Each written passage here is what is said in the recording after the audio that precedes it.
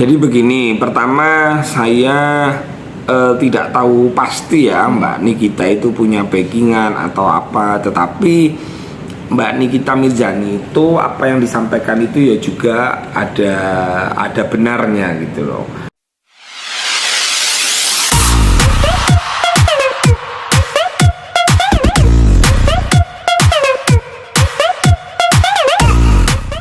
Tiga bawain dulu ya. Ada. Tadi sempat bicara soal oknum atau instansi kepolisian, yang mana saat ini bisa dikatakan banyak masyarakat yang mempertanyakan dari sisi kepolisian kita ini bisa dipercaya nggak sih? Iya, saya jujur aja ya, saya kaget ya melihat Mbak Najwa Shihab, seorang presenter kemarin itu kan, jangan percaya polisi, biarkan polisi, jangan mau ditakut-takutin.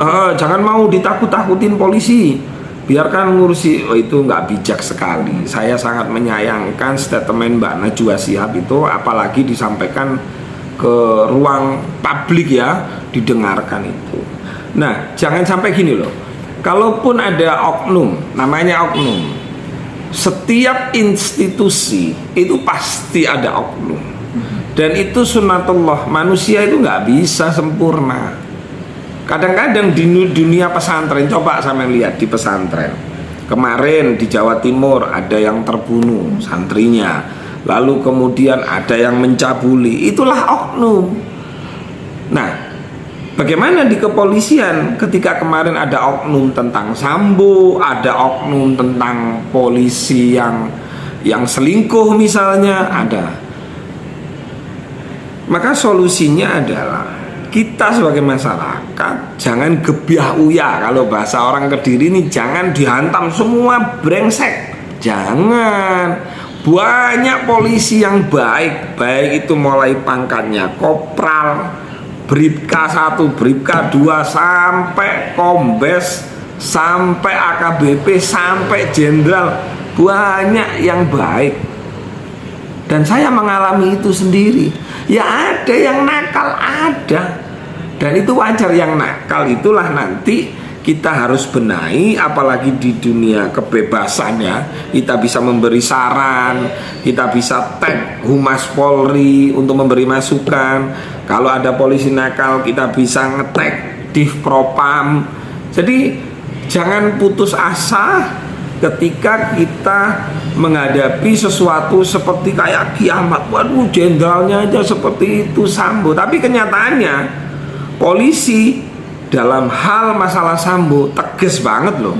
Kemarin di sidang kode etik, di sidang banding, masyarakat pertama sempat apatis, sempat nggak percaya pada polisi karena bandingnya diterima. Tapi dengan banding itu diputuskan, Sambo nggak dapat pensiun, ya dipecat tidak terhormat, nggak usah upacara. Ini kan merupakan sesuatu yang sangat luar biasa bagi Polri gitu loh. Jadi Polri dalam hal ini kami acungi jempol. Karena apa? Karena tegak lurus, menegakkan hukum, tidak pandang bulu. Kamu mau siapa? Kalau kamu melanggar hukum, maka hukumannya setimpal dengan perbuatannya. Untuk itu kita kawal terus, tidak hanya polisi, semuanya kita kawal. Kalau ada yang salah, maka ada pos-posnya. Misalnya ada oknum TNI misalnya nakal, nah di situ ada kan provosnya TNI. Kalau Polri ada ini itu. Jadi tidak usah berkecil hati, tidak usah pesimis, tidak usah ikut-ikutan Mbak Najwa Shihab seperti polisi salah semua itu ya, takut-takut ya, nggak bijak itu. Tapi Gus, tanggapannya Gus sendiri melihat Nyai NM sendiri juga mengatakan seperti yang tadi Gus sampaikan, bahwa sebaiknya Mbak Nana tidak bersikap atau berpendapat seperti itu, karena kan tidak semua polisi seperti itu gitu. Betul. Nah, tapi banyak juga netizen yang kontra dengan statementnya Nyai yang menyerang di sosmed, mengatakan bahwa sebenarnya Nyai ini kenapa sampai sebegitunya sama polisi, karena memang ada backingan dari FS. Gus sendiri menanggapinya gimana Gus? Jadi begini, pertama saya tidak tahu pasti ya Mbak Nikita itu punya backingan atau apa, tetapi Mbak Nikita Mirzani itu apa yang disampaikan itu ya juga ada benarnya gitu loh. Jangan sampai karena polisi terus gak boleh kaya, ya keliru lah. Selama polisi itu didapat dari hasil yang halal, di hari hasil yang benar, maka juga itu diperbolehkan. Ya, kecuali kalau dari dapat barang halal, terus barang suap dan lain-lain gitu loh, baru itu dilarang. Gitu Misalkan soalnya ramenya itu kan mengukur gaji, mengukur pendapatan polisi tersebut gitu, Bos. Nah, kadang-kadang kan polisi itu menikah dengan anak ahli waris misalnya, memang kaya misalnya, Anjir. kan kita makanya nggak bisa dihantam kromo. Selama istri polisi misalnya kaya mulai lahir misalnya, terus kita permasalahkan, jangan. Yang kita soroti adalah yaitu perilaku polisi yang melanggar hukum.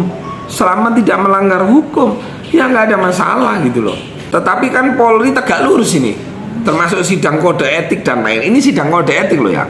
Belum berkas ini diserahkan ke kejaksaan, kemudian P21, kemudian mencari kebenaran, mencari kepastian hukum, itu masih belum dimulai loh ya.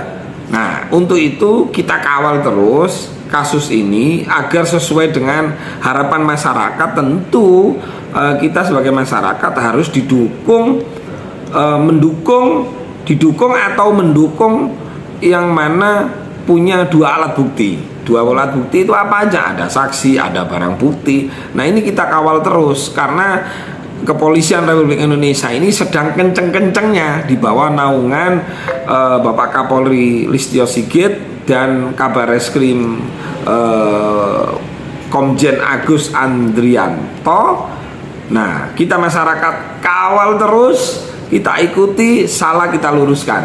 Nah, mumpung Menko Polhukamnya kan ada Prof. Mahfud MD yang selalu mengawal kasus tersebut.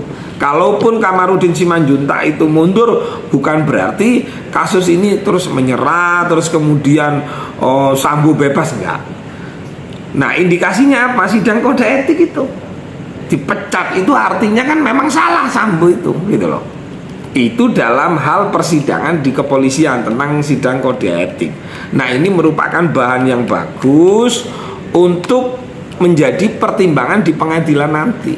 Kita kawal terus saja. Kita nggak bisa di persidangan, ya kita kawal melalui medsos untuk mengatakan yang hak itu hak.